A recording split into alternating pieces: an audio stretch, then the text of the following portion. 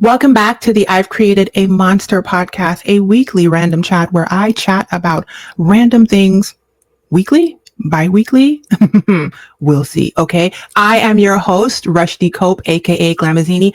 And as always, I am live on YouTube with my patrons. If you want to be live in the chat when I am taping this podcast, become a supporting patron at patreon.com/Glamazini. Okay, so last week I did not film, or 2 weeks ago I did not record anything for this podcast, and you're going to find out why in the personal update. So we're going to go through it. We're going to keep it tight. We're going to keep it right. Personal updates, RIP, pop culture, politics. Let's do it. Okay. First things first, I no longer feel like doing this podcast. We'll talk about that in a little while. Come on, teaser. Come on, teaser. Let me give you an update on where the money resides, So I told you guys that I am back in the job market and I am trying to increase my money, especially on Facebook, which is a monetized platform, and had a heyday back in the day where I was making a lot of money. And now I'm not making that much because my content has changed, et cetera, et cetera. But I've been making some tweaks in the background and in general.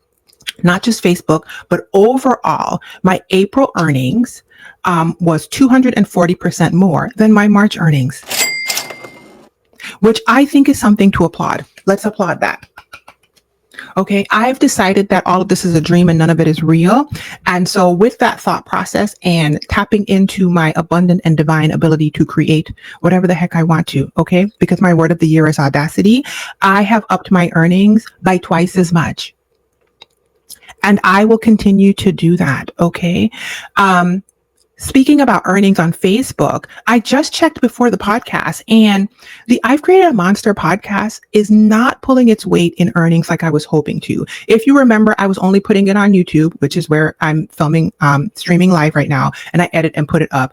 I also uploaded to audio platforms, which I'm a little iffy on, but we'll hear about that in a second. And I decided to retroactively put everything up on Facebook because why not? It's a monetized platform. I'm trying to be where the money resides. Yeah. I checked the data, and the data is not showing any traction on this podcast yet. However, we're going to see where I land on my choice to continue or not continue in a second. Okay. And let's give a job market update. I am technically still in the job market. A year ago now, because we are in May of 2025, I put in for family medical leave on a Friday because my son was scheduled for spinal fusion surgery at the end of May 2024. And on the following Tuesday, I was laid off from my part-time job of 4.5 years. Because the timing was what it was, and then eventually my son's surgery kept moving and getting rescheduled, I decided to pause and not get back into the job market until I was sure that my son was okay and stabilized. That turned into the beginning of this year, where I did start looking for part-time positions. And I am still doing it, however, much more lightly, because Rodney is trying to bet on herself. Looking for part-time positions that were aligned with something that didn't feel like self-betrayal, which is what I tended to do in the past. Okay, my trauma, all my stuff would make me just choose something and then be miserable in it. It just wasn't feeling right. So I've decided to, as you hear me say, aim toward where I bring value. And I believe that money is the currency of value transfer, and to see if I can make more money. One of the places, and also to listen to where people are asking me for things. And one of the places that was unexpected to me, but actually is why my earnings went up recently, is video editing. Duh, Rodney. I put up, hey, anybody want me to do video editing? And people are reaching out to me. And listen, and I'm sending them an invoice. So if you're a person that's interested in video editing, apparently I do really well. I got feedback from the first client and they were over the moon. I mean, they were astonished. And I was like, okay, I mean, maybe I'm downplaying my abilities. So anyway, that's what we're talking about where the money resides, aiming myself toward bringing what I bring to the table and getting the money back, the currency of value transfer, as well as my update on being in the job market. Okay. And now let's talk about whether or not I'm going to do this podcast anymore. So one of the reasons why I did not jump on last time is because I'm not feeling this podcast. I said that to I've said it in a few episodes recently. And one of the reasons why I'm not feeling it is I started this podcast right after my son got out of the hospital as a place for me to fully express, because I believe that expression is the opposite of depression. Okay. And I wanted to have a place where I could talk about pop culture topics. I could just run my mouth. I could just whatever. And this felt like a good place to do it. And it still feels that way. However, immediately after I started the podcast, this country elected -92. And it didn't take into account the fact that in this podcast, I was going to have to be constantly exposing myself to that foolishness, which I don't have to, right? Because I'm the one that makes the docket for this podcast, right? But it just was like, ew. So eventually it came from a place of feeling free to express myself to a place I was dreading because I just didn't want to talk about the stupid things that this man and his administration did that week. Yeah. Okay. So moving right along, I started to realize that when it came to prioritizing things in my world and choosing what I was going to do that day, I was not waking up excited about filming this podcast. I would eventually get excited, but it was just kind of like, ew, ew. Also, I think what played into that, let's have a therapy session right now, is the fact that, like I said, I am trying to move toward bringing in value monetarily from things that I love to do. And even though I love doing this, it wasn't pulling its weight yet. And I know that it's Rodney, you just started. However, it would have been nice to see a little bit more traction and have my efforts be rewarded with some financial compensation. Okay. And so I think that was part of what was dissuading me from like being like, yay, let's film this podcast. Cause I was just like, the other thing is, and this is something that I'm going to choose to stop, is I had decided to film it live like this, have live for Instagram and Patreon, stop Instagram halfway through or early on, just have Patreon be able to be in the chat with me live like I have right now, and then download that, edit it, and put it up later. And that turned into me filming and recording the video itself on like a Monday or Tuesday, but not getting to edit the video until like the end of the week. And you heard me say that I am now taking on video editing clients, right? And so with respect to my coaching business, which brings in money, and with respect to my video editing, which brings in money, okay? And with respect to my content creation, which brings in money, doing the I've Created a Monster podcast kept getting pushed and pushed and pushed. Then it did not feel timely because a lot of the topics that I'm talking about are timely topics. This is a podcast about pop culture topics and people want to hear about it immediately. Okay, the turnaround in 2025 is unbelievable. You will have an event happening and people will have videos up about the event before the event is finished. I'm not on that pace, but I also don't think that waiting a week to hear about a topic makes any sense. So that is what I am factoring in how this podcast will look moving forward. These are my thoughts. You ready for my thoughts? Let's do it. First of all, I've already stopped going live with Instagram. I did that a few episodes ago. Don't like how it feels. Too much. Don't like it. I'm here live with my patrons. And if my patrons show up, they get to be in the comments with me live. If they don't show up, they get to watch the recording after the fact. I like this. I also like not doing this live. That might change in the future. You guys know I love a live video on my other platforms. I'm very adept at going live with no problem, but I don't feel like doing this one live. So I like doing this one back here, patrons only. And I follow another platform, Kev on Stage's platform, where they put up the docket for the patrons to tell you what to talk about. I haven't been doing that. So I think I'm going to start putting up a docket beforehand, post on Patreon, and letting my supporting patrons tell me topics that they would like to talk about. That's the first change. So the first change is Instagram, no more. Second change is putting up the docket. The third change is, and this might sound a little counterintuitive because I just said this is taking up too much time. I think I'm going to do this weekly. And you're just like, Rodney, how did that make any sense when you said it's taking up too much time? But here's the problem. Bi-weekly felt too much pressure. Okay. Besides a weekly random chat where I chat about random things weekly was the tagline for the weekly update that I did back in the day. And it just rolls off my tongue better. And I feel like if I do it weekly, I will be more timely. People will have an expectation that I'm going to show up and I will be able to touch on topics that happened in the previous week. You see where I'm going? Okay, Rodney, but how did that lighten the load? That sounds like you're adding in, right? Because you did it twice a month. Now you're going to do it every single week. That's the idea. However, this is what I'm thinking. Last week, I threw up a quick, fast, unedited video version of I've Created a Monster episode 12.5 for my patrons only. I covered 2.5 hot topics, and I went about my business. Okay.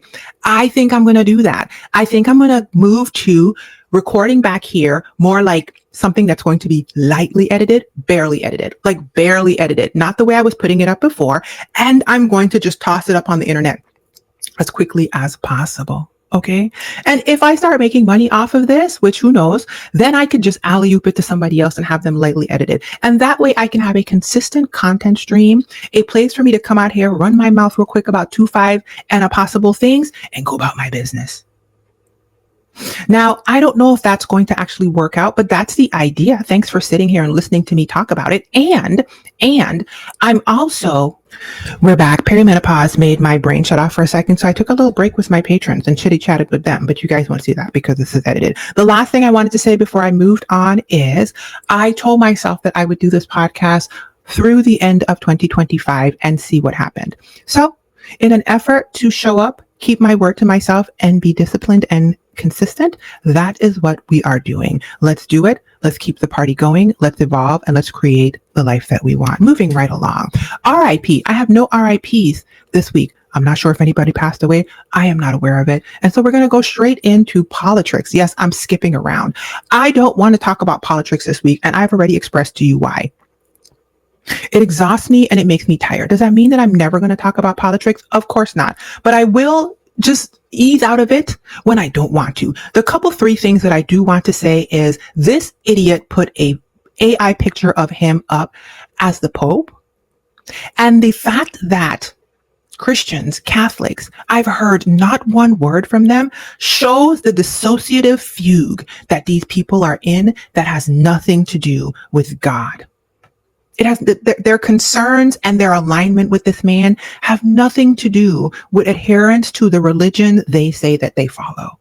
There should have been an uproar like nobody's business. There was, I didn't see it. Okay, maybe I'm in a silo. Maybe I'm in, what do you call it?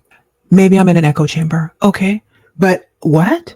The second thing I wanted to say was Met Gala happened and Kamala was at the Met Gala in a beautiful black and white color block situation. I have a black and white color block dress, not exactly like that, but similar, like big black and white chunks. Loved it on her. Okay. And good for her. I love seeing Kamala outside living. There was a video of her this past week that went viral of her doing the boots on the ground dance with the... And it just makes you so sad because we could have had something beautiful. There was a person on TikTok that stitched that video and they sang, "Didn't we almost have it all?"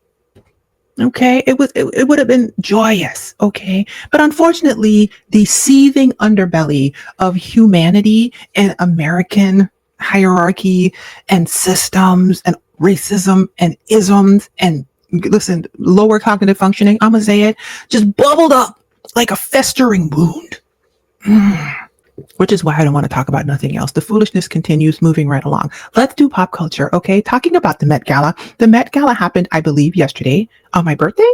Maybe May 5th was my birthday, I think, or maybe the 4th. I don't know. It recently happened the other day, and it was great. The theme this year was dandyism, and the Black people really showed out. That's what I want to say. If you want to see Black people showing up, doing dandy the way that dandy was supposed to be done, go look at the Met Gala images, okay? People of note, Zendaya, love the white situation she had on, especially the fit.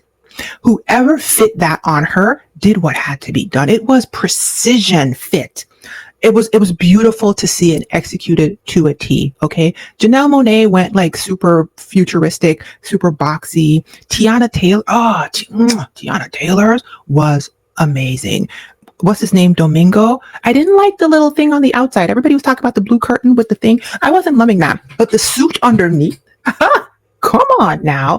Rihanna revealed to us that she is preggo with baby number 3. She and ASAP Rocky are doing what she and ASAP Rocky is supposed to be doing. Okay, and I'm not mad at the girl, okay? I'm a Rihanna fan. Island Girls Unite, West Indians Unite, big up West Indian Massive and all of that. So congratulations to Rihanna and ASAP Mr. Rocky, okay, on being impregnated once more and for her outfit at this Met Gala. It was super amazing.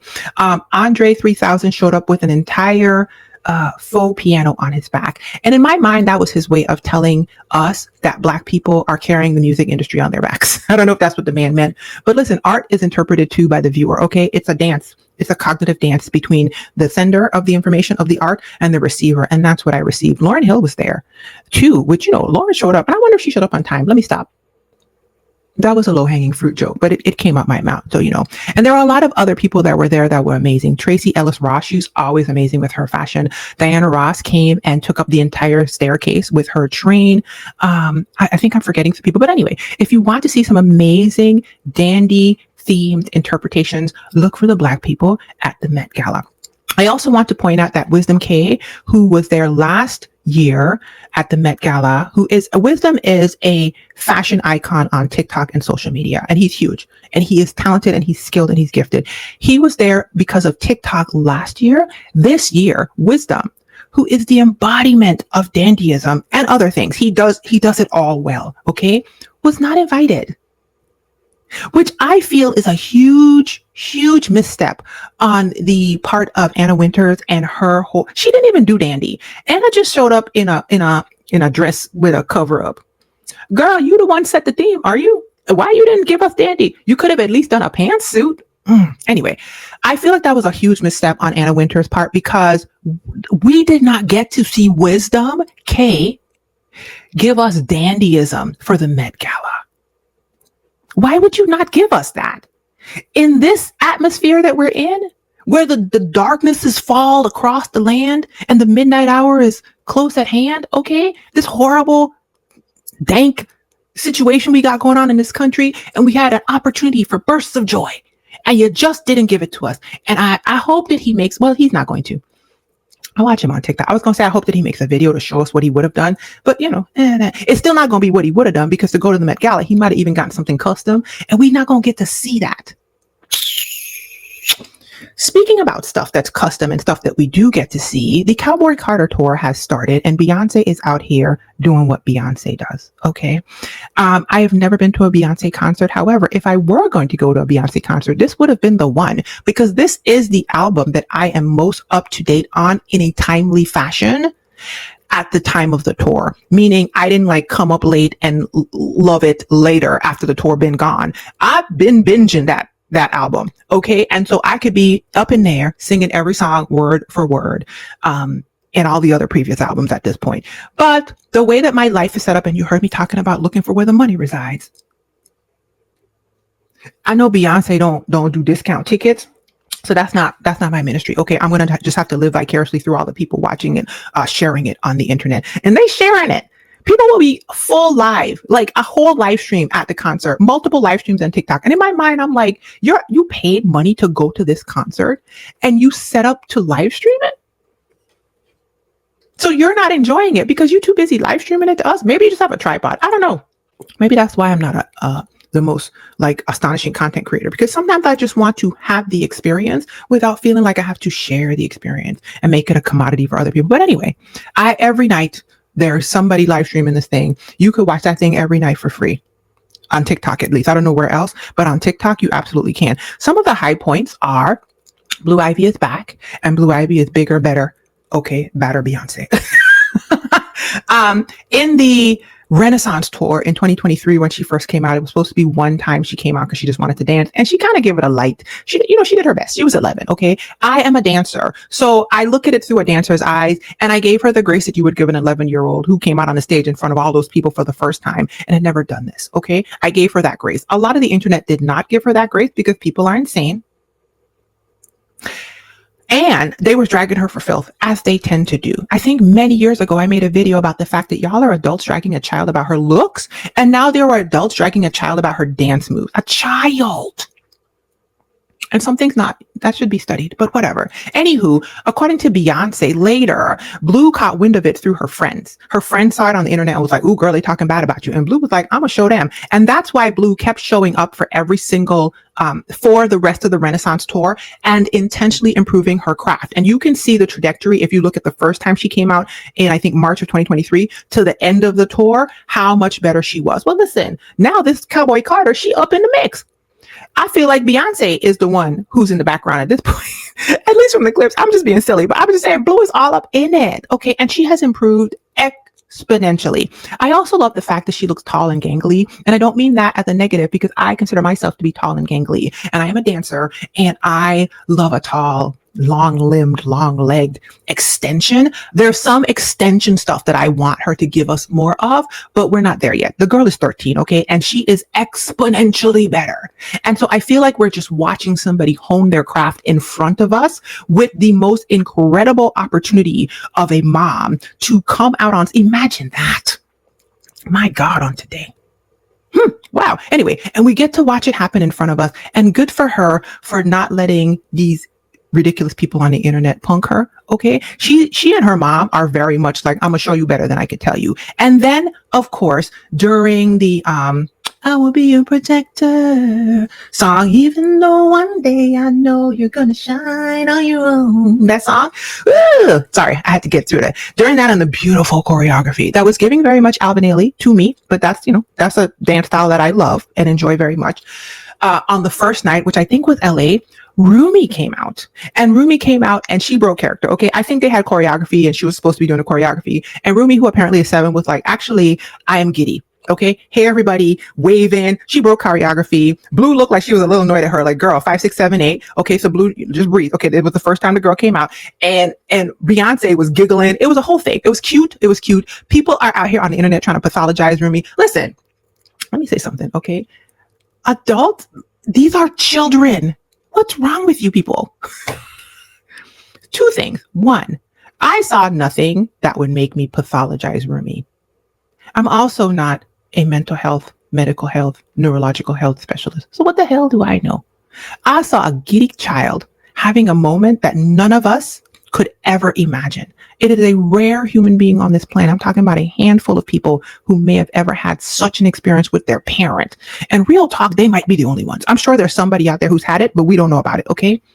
And her choosing to be a child and not follow the choreography, which is a choice she gets to make because her mother's Beyonce. Okay. She could do whatever she wants to. Rumi trumps everybody. I said the word Trump.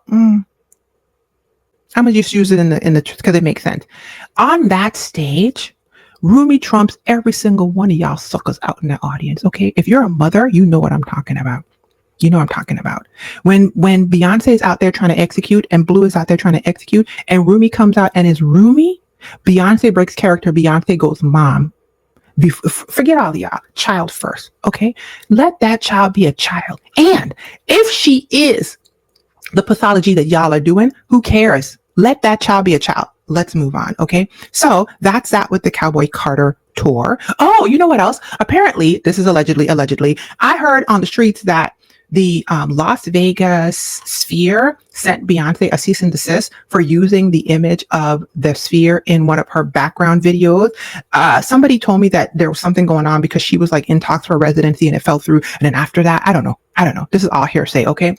So she was in talks for residency in Las Vegas. It fell through. And then after that, they being petty sent her a cease and desist because there was an image where she was like a giant in Las Vegas and she was walking during the Cowboy Carter tour, went and picked up the Sphere. And they were like, stop doing that. Somebody on Twitter superimposed really janky and low quality on purpose for the joke, like some amphitheater in the place of the Sphere, and was like, hey, Beyonce, look, I fixed it for you. And the next night, Beyonce used their video instead of the one with the cease and desist.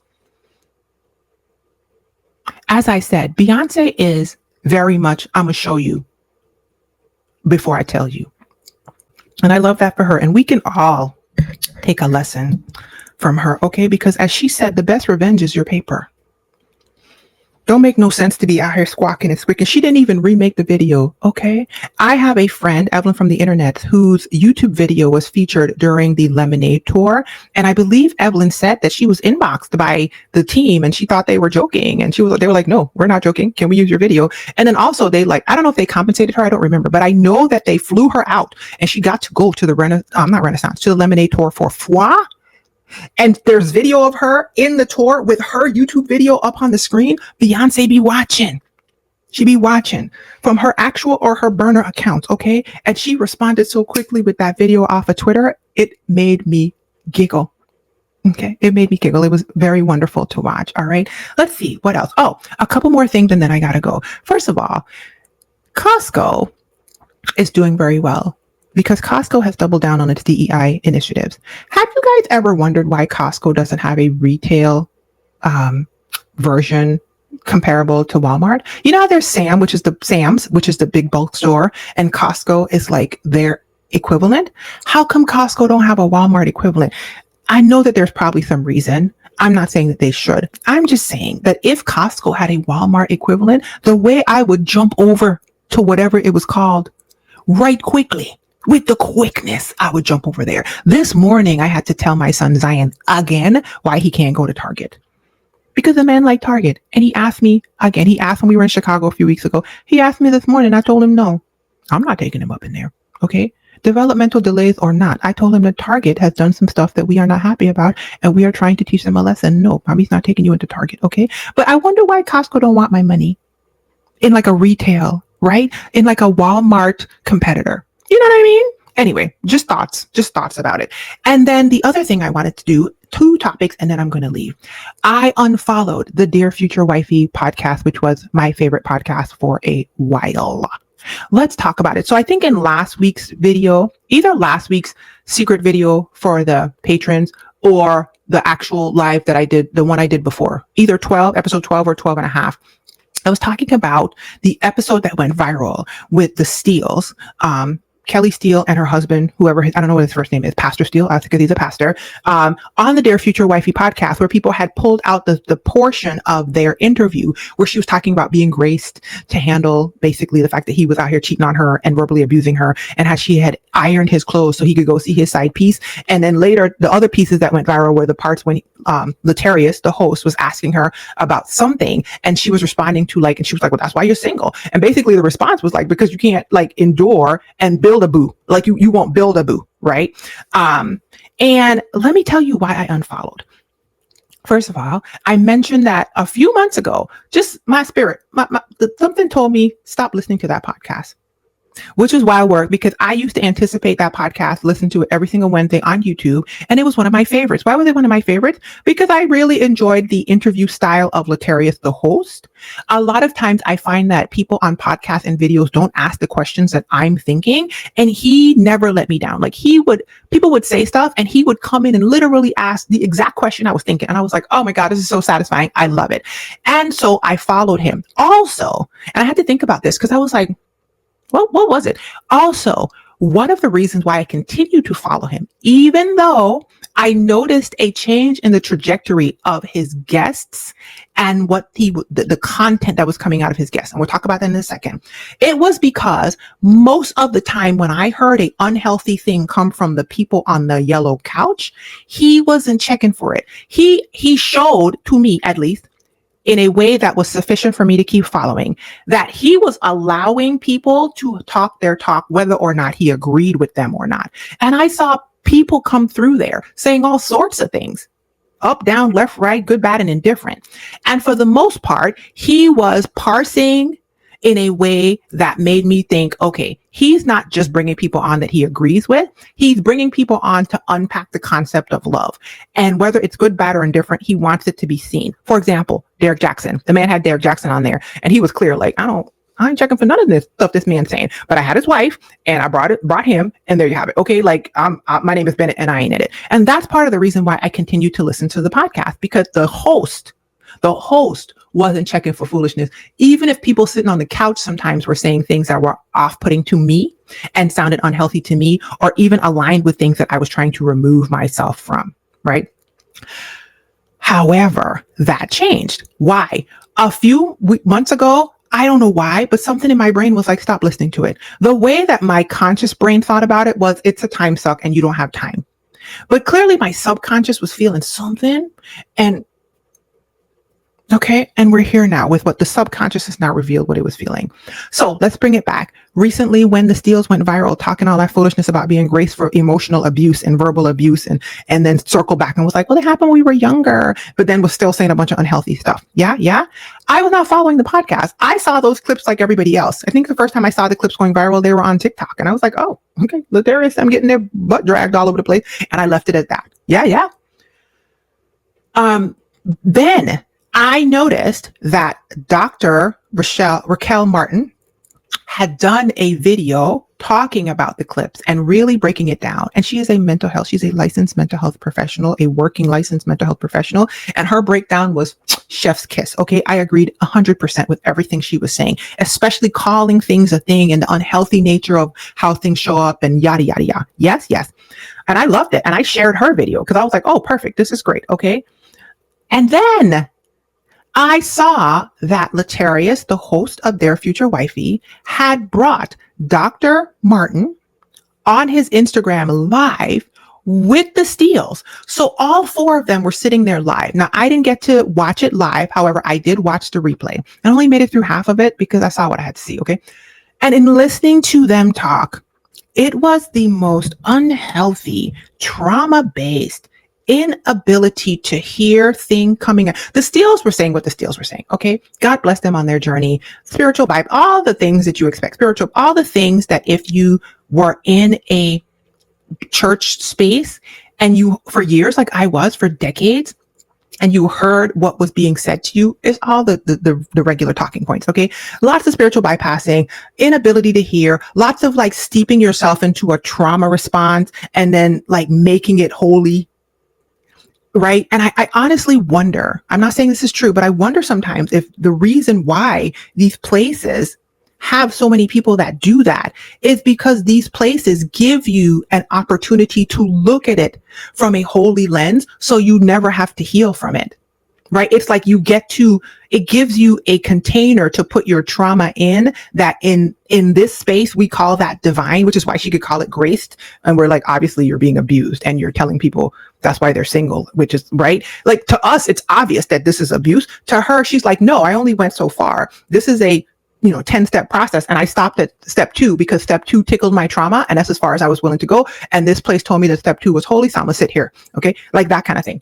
So the reason why I unfollowed the platform though, is because on that live with Dr. Martin, with the Steels and with the host Latarius, it had nothing to do with the fact that the Steels sounded unhealthy, because the Steels were doing what the Steels do. Okay. I was in those spaces for many years. I got all of that counsel. All of the things those people were saying were said to me. It is not an uncommon thing in church spaces. If you want to stop your journey and just get like cut off at the knees and spiritually bypass so that you can sit in your trauma response, never heal, and dissociate into what they call holiness, a lot of those spaces will let you do that. Okay. It had nothing to do with them. That was not shocking to me. It was Latarius. In the moment I watched that video, Dr. Martin sounded like she was making sense, which I expected. The Steele sounded like they were making no sense, which I expected. Latarius was vibing more with the Steeles than with Dr. Martin. And that's why I unfollowed. Okay. Because for the first time, I really watched that man get stuck in his trauma.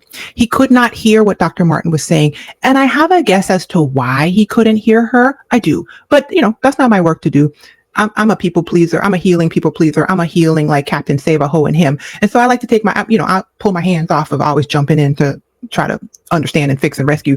I have a guess, but the reason why I left the man's platform is because I can't trust you if you are going into the spiritually bypassed fugue. And I think that is what my subconscious was noticing and why it told me to stop listening back in the day. Because when you watch the very first episodes of this man's podcast in the pandemic, he was not full up in church culture like that. I'm sure he came from it, right? However, he was like saying, I'm just going to sit here. This was when he didn't have a big platform. I'm just going to sit here and I'm going to like unpack love and recover love because I had a janky situation back in the day and I want to figure it out. And he was even saying things like, I'm going to interview all kinds of couples, including gay couples, like same-sex couples. All of that was on the table. And it was like over the years, he started to like veer into church culture, and nothing's wrong with that, clearly, because I am a Christian and I am a Jesus follower, and I'm not the Christianity like people are doing with all these like prepackaged dogmas that are unhealthy. I'm talking about Jesus. Anyway, but the one in the Bible. You like all my disclaimers? And he just started to go in that direction. And I watched him go in that direction, but he was still kind of holding his ground with like sanity. And in that video, the live video with the Steeles and Dr. Martin, he untethered. And I untethered from him. I cannot consume content that takes me into a place God has been trying to free me from, to liberate me from. Okay. If his podcast and his understanding of love and everything needs to veer into something like the Steeles, that's his to have, and he can have it. Okay. I've been at it. Okay. I've been there, done that. Got the t-shirt. Okay. Trying to liberate myself from it. Ain't nobody doing that no more. And that is why I unfollowed the Dear Future Wifey podcast. Let's cover this and then let's go. A man ran over a police officer after his son was shot in Ohio. Rodney Hinton is being held without bond right now as I record this on May 6th, while he awaits a trial in the May 2nd killing of a Hamilton County Sheriff's deputy. Based on what I saw on the TikToks, On May 2nd, there was a traffic stop or some traffic related something, and somebody thought somebody had stolen a Kia. I think that's what it was, a car. Something was going on in there. I don't have the details. I'm not going to look them up. Okay. Anywho, there was body cam, and it showed that this man's 18-year-old son was shot. And I believe the body cam showed that the son was shot and there was no need. There usually is no need to be killing people. It's amazing how for some reason they know how to use a taser or to subdue people in other ways without bullets in other instances. But when it is a black person, somehow a bullet seems to be the only way they know how.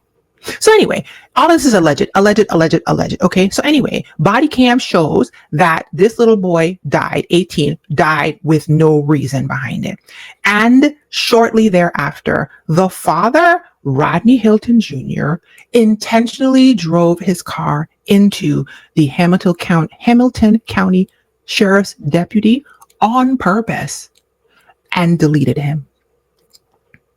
I found out about it because people were talking about it on TikTok, and they were showing his hearing and in the courtroom, and there were all these police officers there. And I was like, what is going on? And I just saw this man looking like he was looking. And while he walked off, he made eye contact with all the police officers and lifted up his head, like his chin, like he was proud. And I was like, what is happening? And then when I read the story, I was like, oh, wow. First of all, why did they have all of those police officers in there? I don't get it. Like, yes, there are police officers that need to be in the courtroom, but it was like a line of police officers. It felt like they were trying to intimidate him. To me, it felt unnecessary and I didn't understand it. Two, I'm not going to say I don't understand. Did you hear what I said about Beyonce earlier? When it comes to mommying and daddying, sometimes you go full priority on the person. They trump everyone. Okay. My son downstairs, Zion Cope, he trumps everyone. If I had watched, I can't say allegedly, that if I had watched body cam footage after finding out what my son was no longer here, and then finding out by the body cam footage that it was not even necessary for Zion to no longer be here, you deleted him for no reason, or you could have done something better and I could have still had my kid. I'm not saying that my mental health might not have made me snippety snap too. I'm not saying it. I'm not condoning what the man said. It's kind of like Luigi. I'm not condoning what the man did, but I'm saying I understand. And I real talk feel like, I got to look and see if there's anything. I real talk feel like if that racist lady who hit the hard ER can get a GoFundMe going or whatever it was for like $500,000 because the racists are out here supporting each other. I feel like parents and Black people and people who understand the lived experience of this man who wanted to avenge the death of his son, we should probably find some way to give that man his money and pay for his legal fees. Okay. Because I'm not saying that's the way to go about it, but I'm also saying, like, I'm sure that there are police officers standing there and they are conflicted because they know good and full well that no, they don't want to have people targeting them when they do stupid stuff. But also they know good and full well that if their child had been off, they might have been doing the same thing. I mean, I might have lost my whole mind. Okay. I don't know what his avenue is going to be or like angle is going to be with his attorneys, but I'm sure there's going to be some mental health angle. Got to be, because the man mental health ain't mental health in right now. He's still grieving. He lost his child and then chose to do that all in the span of, it's less than a week. It's like a couple days. It's the 6th that 4 days. All of this has happened. Okay. My mental health would not be okay. My mental health would not be okay. And if I'm being honest, when I think about it, and this is what I'm going to wrap on, it would be well with my soul. Is that wrong to say? It would be well with my soul, which is unfortunate, okay? Because you don't want that to be what you think with Zion Allen Cope. You mean I'm sitting here, my kid, last Tuesday, my kid was here, and this Tuesday, my kid is not here, and it's you who do it, and you didn't have to do it? Guess what? You're not here now either. And now we both are in a mess. It would be such a mess. But like, I would be in the prison just sitting there. I probably would have lost my mind. I'm really thinking about it. I'm like, I would have had to go into some place a little hooty doody in my brain, and that hooty doody place would have had me smiling, and then people in that prison would have left me alone because they would have been like, she ain't all here, because I would have been sitting there thinking all is well. Every time they saw me, I'd be smiling. That makes me realize why that man made eye contact with all of them police officers and held his head up. Some mental health thing. He snapped. That man snapped, and I can't even say I don't understand it. Okay, this has been another taping, a recording of the I've Created a Monster podcast. And this video is sponsored by patreon.com/Glamazini and the Black Woman Healing Fund. If you would like to support a fund that provides financial gifts for Black and West Indian women on a healing journey, and be live in the chat when I record this podcast. Become a patron at patreon.com/Glamazini. And don't forget, you guys, to show up, to speak up, to F something up. I love that part of my outro. And create your own monster. Bye.